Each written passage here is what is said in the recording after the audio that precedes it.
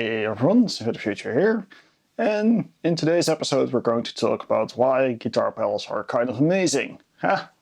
Contrasting video with the last video, how clever. So we're going to do a little different take on the last video. We're going to talk a little bit about why guitar pedals are actually kind of cool, because it's not just black and white, it's not just binary, there are several different takes in this conversation.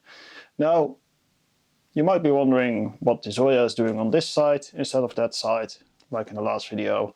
I'm actually using it as the world's most expensive Y cable right now, because I actually don't have a jack Y cable, so there you go. Most expensive Y cable in the world, but it works, and that's all that counts.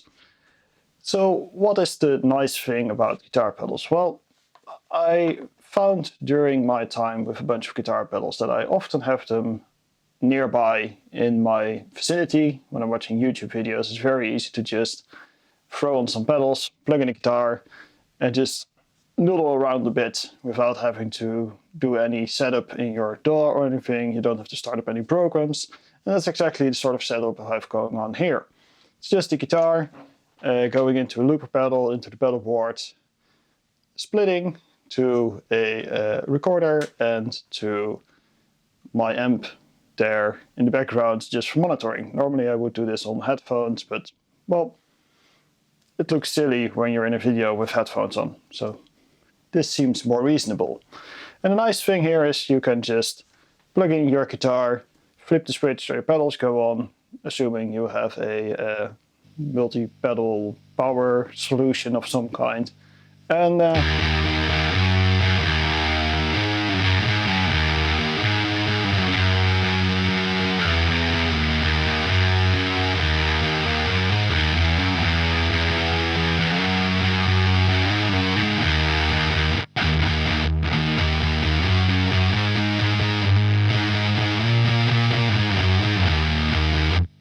live out all your rockstar dreams, just like that at your desk.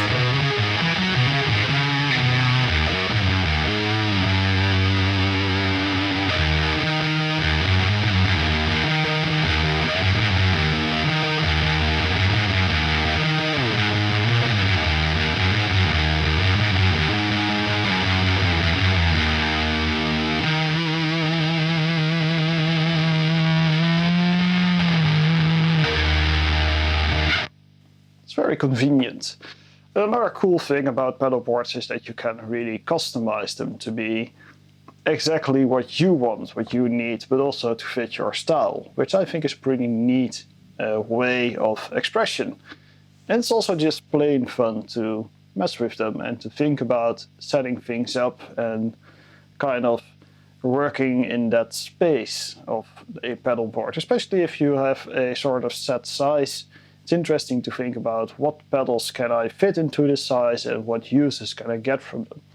So it's fun to look at my face, I guess, but it's more fun to see what the pedal board is I'm using and to show you around a little bit and the kind of ways you can use it. So I'm just going to put the camera down here in a non-sexual way, and it should be a fun way to see what is going on and how easy it is to switch things around. So let's do that right now.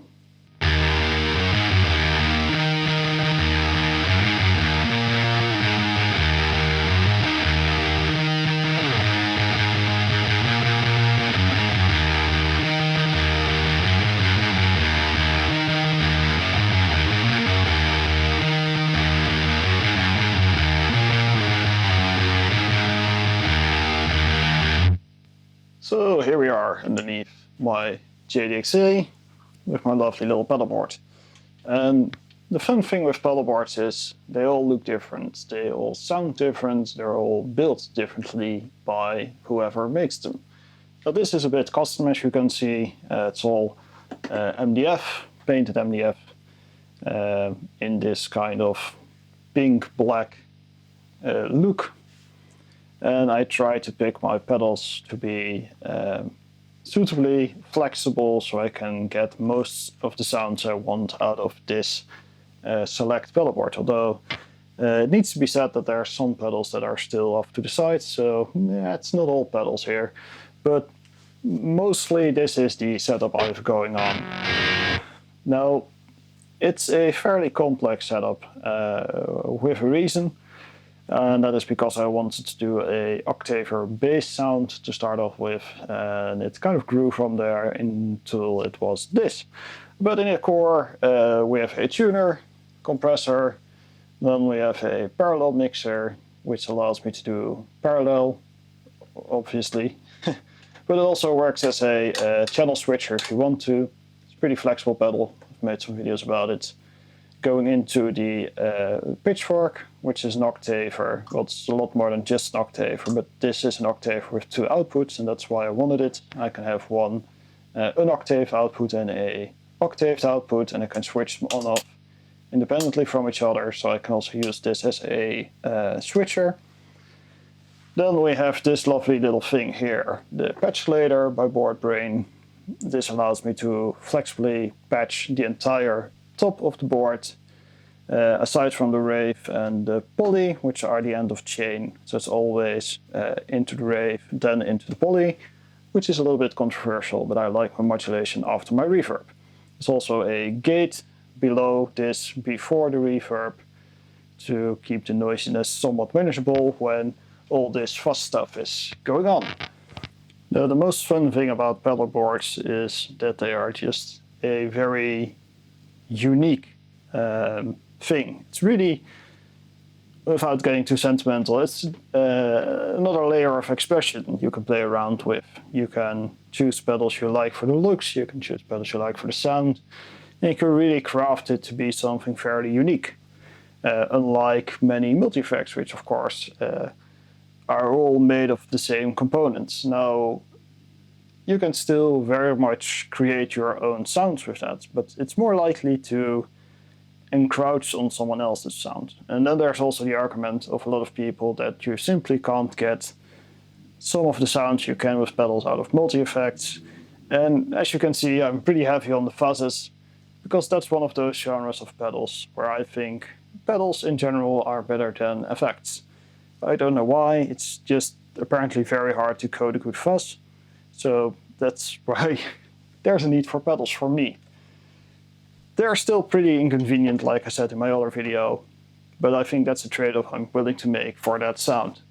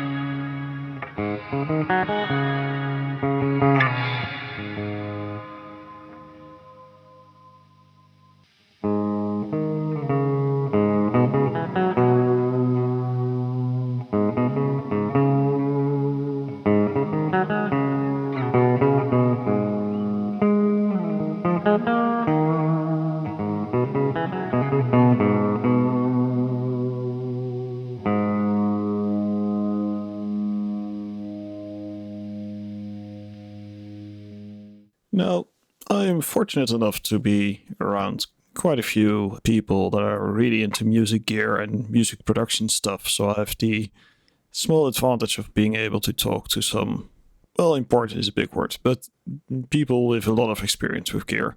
And I posed a question to them more about hardware in general, so not specifically about pedals, but more in general about hardware, where I phrased it as there are a lot of things to say negatively about hardware. It's very easy to criticize it, but what are some of the advantages that hardware gives you over VSTs and software and stuff? And one of the things that came back most was the immediacy of hardware. And I think that's the biggest strength that hardware has to offer to us. And just as a demonstration, you might have seen this setup before. This is actually the setup on my desk. This is my game desk, work desk, TV series desk. This is my editing desk. This is not the attic. This is my main place of residence in the house, as to say. And what you're looking at right here is my audio interface down here. And on top of that are a bunch of pedals, and next to that is a pedal. And actually, it's usually not here, but there's also a lower just out of sight. This setup has been on this desk for quite a while in some different shapes, but it has always been right here. And the reason for that is quite simple. Immediacy. Immediacy helps with overcoming that hurdle of getting started with things. Having something at hand, having knobs you can tweak, switches you can flip, sliders you can slide, that sort of stuff really helps with just doing things. And lowering that barrier to get started with things does help in the process. Even though these things can also slow you down quite a bit with noise issues and all that sort of stuff. On the positive side, it can be very fast as well. So what I have here are my 5 pedals. And to turn this all on, I just have to flip one switch. Now all the normal pedals are already done, but we have to wait a second for the Zoya. So while we wait for that, we grab a cable.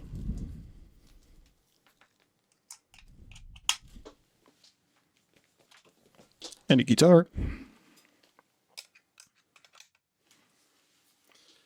Now one small mistake I made is to put the actually useful patch here in 62. So I need to do a bit of scrolling. There we go. And the sweet thing about this interface, the Presonus interface, is that it has a little monitor button right here. And if I press this button, I can hear myself talk, which is very awkward. But I can also hear my guitar, which is pretty awesome. Now, you can't actually hear my guitar right now because it's on monitoring. So it actually doesn't output through the sound card, it outputs straight to the headphones, which is a bit of a bummer for you. So I'm going to add that track so you can actually hear what I'm doing. And there we go.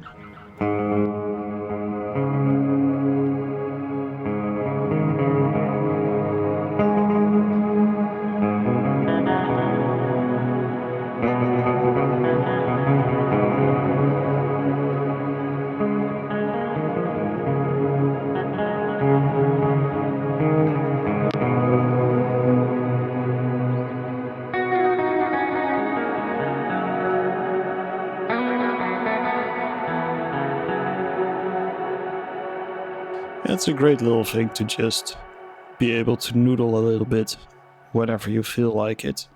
And that's one of the things that I have been coming back to quite a lot.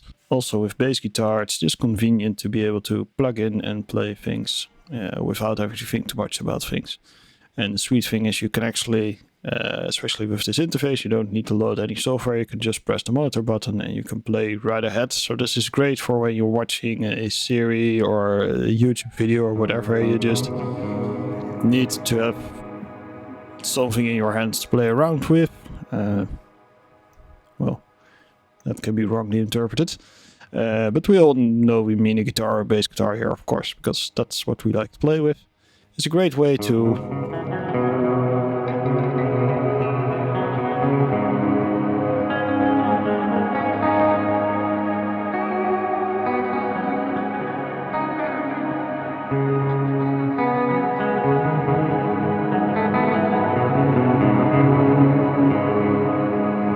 have something to play around with a little bit.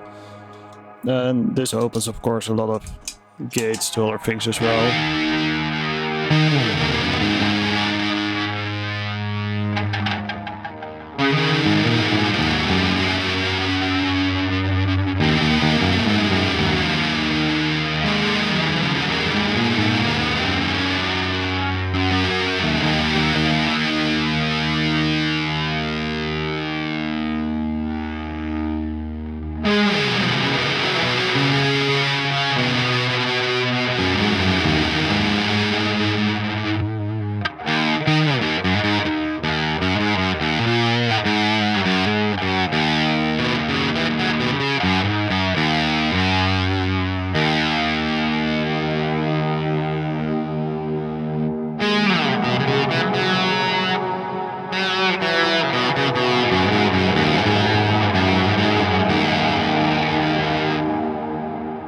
And having that immediacy is a very nice advantage to have with gear.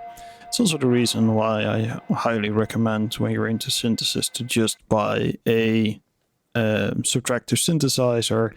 Now, you don't have to spend tons of money on this. You just need a simple synthesizer with some sliders and some knobs just to get you off the ground. It just helps to have knobs and things. And the other thing that came back a lot as well is that the restrictions that the gear gives you can also be very beneficial. I think one of the biggest downsides of working with VSTs is just that there's so much choice and so much flexibility and so many options that you can easily get into this choice paralysis situation where a lot of gear can be too limiting, which is issue as well. Quite often having some limitations can really help focus more on what you can do instead of what you could do. Because what you could do is everything, but what you can do and actually deliver, that's a whole nother story.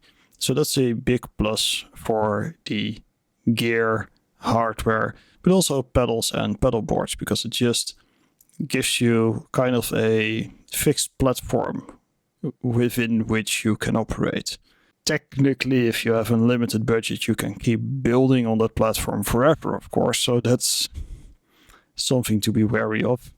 Definitely budgetize things like these.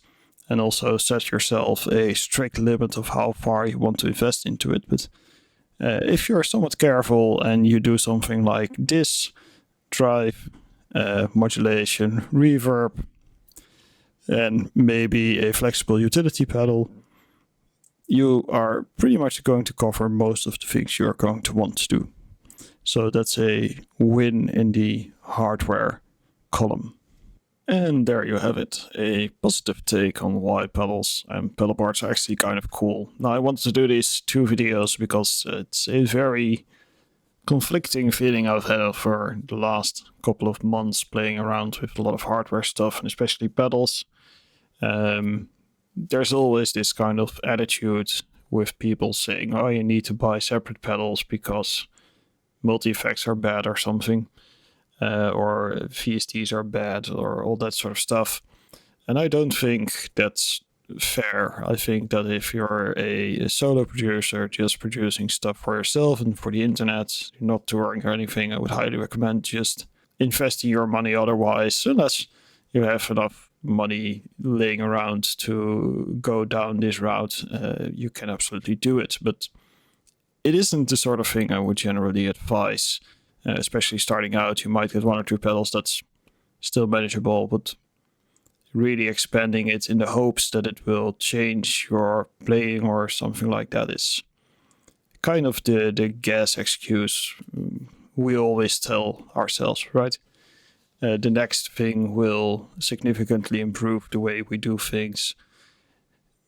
It rarely holds up. So I just wanted to make a cautionary story, kind of warning you about the dangers of investing into hardware heavily, expecting it to improve your skills. But also, it's not to discredit the fact that these things aren't cool or anything, right? They are fun to use, it's fun to play around with, and there are definitely use cases where this might be the exact tool you need. So we're not going to play the discrediting game saying one thing is completely useless and the other is completely good. Both are viable options. Both have ups and downs. And I think it's sometimes good to just make 2 videos, one very positive, one very negative, just to balance things out. Have a little bit of fun with the entire thing and not take everything too seriously. So there you go.